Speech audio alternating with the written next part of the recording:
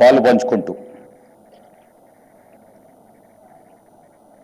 ప్రభుత్వాలను ముందుకు నడిపిస్తూ భాగస్వాములై వారందరి తరఫున ఈరోజు సూక్ష్మ చిన్న మధ్య తర పరిశ్రమ పాలసీ 2024 ఆవిష్కరణలో పాల్గొంటున్న గౌరవ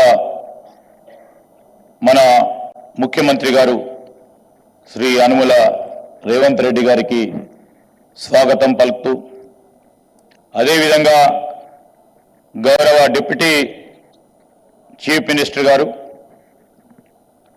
శ్రీ మల్లు భట్టి విక్రమార్క గారికి కూడా స్వాగతం పలుకుతూ వేదికపై ఆసీనులైన మా చైర్పర్సన్స్ అయిన నిర్మలా జగ్గారెడ్డి గారికి, అయితా ప్రకాష్ రెడ్డి గారికి, Telangana trade promotion corporation chairman గారు, అదేవిధంగా రాయల నాగేశ్వరరావు గారు తెలంగాణ వేర్ హౌసింగ్ కార్పొరేషన్ సంబంధించిన చైర్మన్ గారికి, స్పెషల్ సిఎస్ మా పరిశ్రమల శాఖకు సంబంధించి జయేష్ రంజన్ గారితో పాటు మరి గౌరవనీయులు స్థానిక శాసనసభ్యులు పబ్లిక్ అకౌంట్స్ కమిటీ చైర్మన్గా మరి ఈరోజు వచ్చి దీంట్లో భాగస్వాములు అవుతాన్న మరి ప్రముఖ ఇండస్ట్రియలిస్ట్ కూడా వారు మరి అరకపోటి గాంధీ గారికి స్వాగతం పలుకుతూ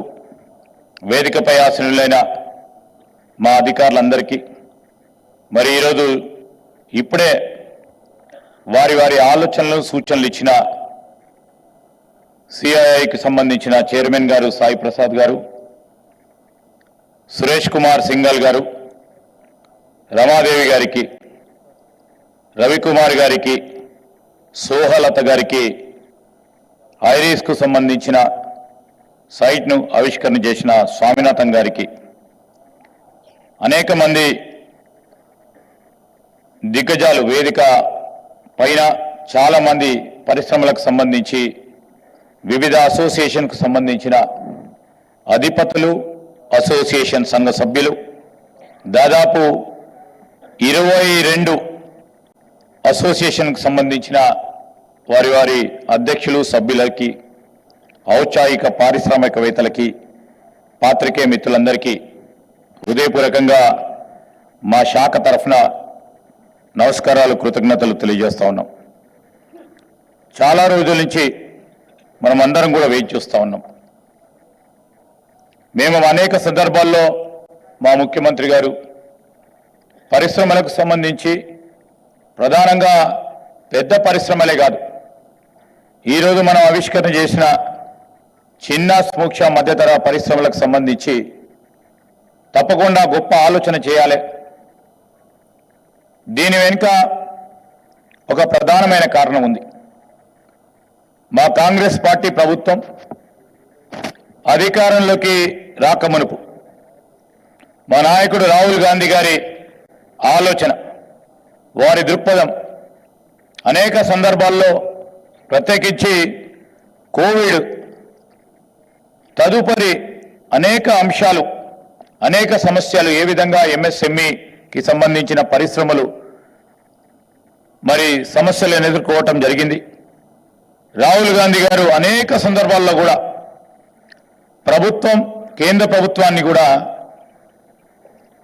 ఎంఎస్ఎంఈలకు సంబంధించి వాటిని కాపాడుకోవాలి, వారికి కావలసిన ఆర్థిక వనరులకు సంబంధించి ఒక ప్రత్యేక కోణంలో మీరు చూడాలి.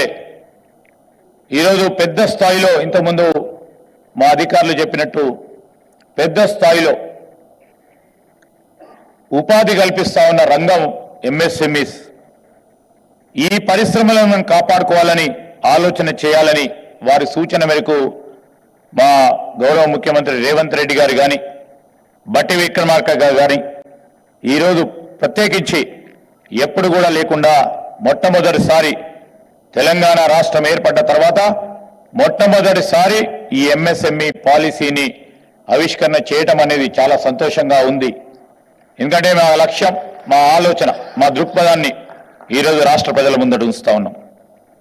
మనం అందరం కూడా తెలుసు, ఇంతకుముందు పెద్దలందరూ చెప్పారు, మా ఇండస్ట్రీస్ డైరెక్టర్ గారు డాక్టర్ మల్సూర్ గారు వారి ఆలోచన విధానం భాగంలో పరిశ్రమలకు ఏ విధంగా ముందుకు తీసుకెళ్తాం.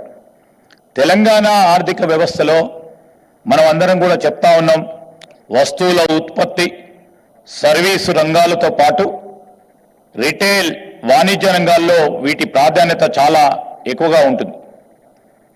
పబ్లిక్ రంగ సంస్థలు, మల్టీనేషనల్ కంపెనీలు సరఫరా చైన్లో,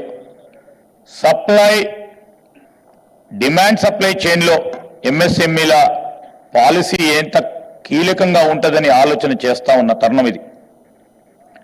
మేమందరం కూడా ప్రతి సందర్భంలో చెప్తా ఉన్నాం, మనది రాబోయే కాలంలో ఇంతకుముందు కొంతమంది సూచించారు టెక్నాలజీ డ్రివెన్ ఇండస్ట్రీ ఉండాలని.